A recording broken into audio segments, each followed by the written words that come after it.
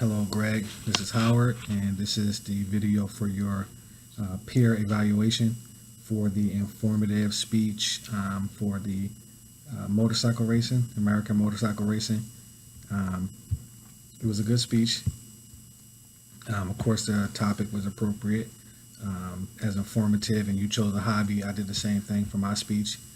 Um, you stated that it was about the history, and that's what you gave us, like a rundown of the history of racing.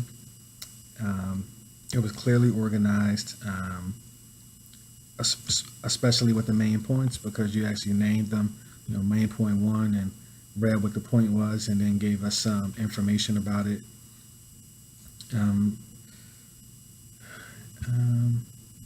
I couldn't see if you used any notes, really. The eye contact, considering you didn't have an audience with your camera, probably could have been a little bit more consistent. I think that although I could tell you knew a lot about the racing, I want to say maybe around the 5.5 minute mark, I believe if you start to go into World War II, you had a number of pauses.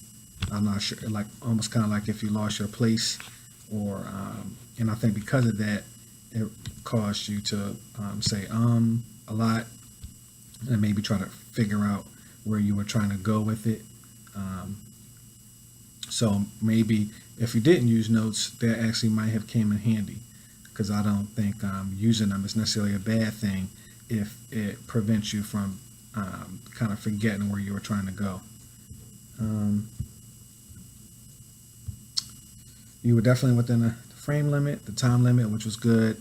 I like your slide layout. That was good. You had really good pictures.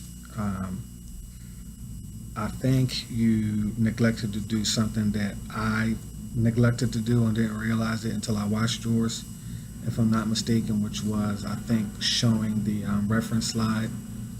And my speech was just too long for me to redo at this point. And if you see it, then you'll know why I can't really redo it. So neither one of us really did that part.